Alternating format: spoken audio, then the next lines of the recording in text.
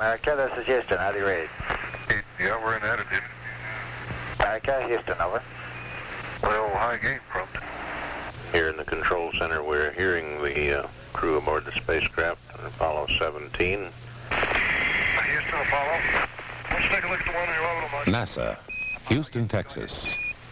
Fabled base of the National Aeronautics and Space Administration. Our entire space program is controlled from here.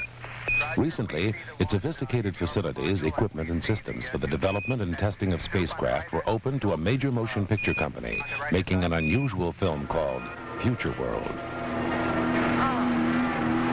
Ladies and gentlemen, we are ready to... The company is not using the advanced technology to make a film about space travel. Guided by co-producer James Aubrey, they are creating a science fiction resort where people can live out their fantasies. When we came down here and surveyed NASA and saw the unbelievable background and locations which were available, we then went back and rewrote the script so that we could take advantage of these locations and backgrounds because there was no way they could possibly be duplicated anywhere in the world. This is NASA's Space Environment Testing Laboratory, just one of director Dick Heffron's sets for the filming. These interiors, the actual hardware is enormous, complicated, incredibly expensive. And I can't think of any way under the sun that a motion picture company could afford to build all this on a soundstage. Before he films, Heffron rehearses the stars of his movie, Peter Fonda, Blythe Danner, and Arthur Hill. They'll be working in front of an inner space chamber, a setting the special effects designer created within the space laboratory. We are recording sound and we will hear you if you talk. The idea is to actually make a videotape of a dream. Take it with you, play it back, find out what you're thinking about. That is absolutely amazing. You like to try it? Yeah, go on, go for it, Sox.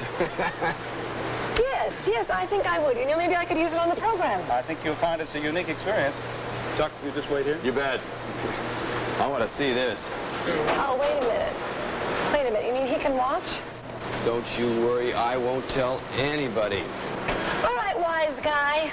It's about time you learned something about women. This way. Think, Margaret. Every thought, like every eye blink or heartbeat, releases currents of electricity, which can be transformed into waves. Well, she's got a lot on her mind, huh? Well, we're recording 2,000 different waves from 5,000 separate brain locations. Wow. Millions of bits of information. We take it all in and put it back together.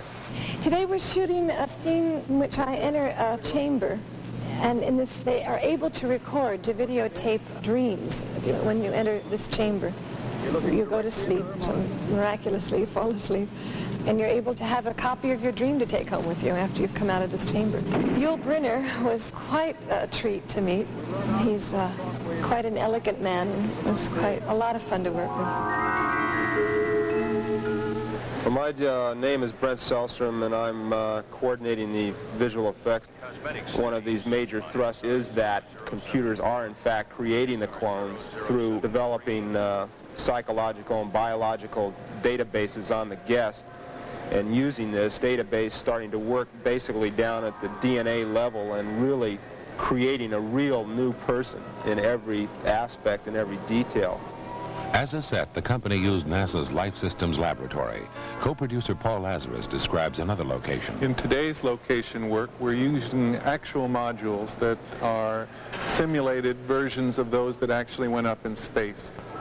In the continuity of our story, these are simulated modules for the entertainment of the guests, in which they can go in and go through all of the mechanics and thrills that lay before the astronauts when they first went up in space. Here again, we're in an area in which no amount of money in Hollywood terms could create these kinds of sets. It's supposed to be the rocket blast with a shake, you know? Okay, please hold it very quiet down there. And roll. Turning speed. All right, and action. 3, 2, 1, blast. Cut. Print it. Sprint 2. Okay, put the robot back in the box. She's through for today. The anechoic chamber test building is a specialized facility where foam-covered walls, floor and ceiling soak up any stray signals during spacecraft communication tests.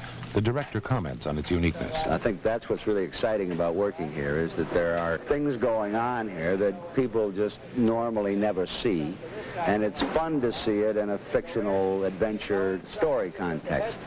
What they have at NASA is, for me, irreplaceable and priceless. On action, you will have cleared out of here. I don't know where you're going, but you will go somewhere, all right? Now, you just, that's as far as we'll get on this shot. Getting in, landing, whatever.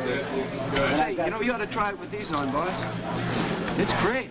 Okay, this is as far as we get it. We sit down. And sit down and do the thing there. Very straight, because it's just purely, robot. That's right. Very straight ahead, absolutely straight ahead. Absolutely. No expression or nothing, Working only at night, the company is given permission to turn the anechoic chamber into a set called the cloning room.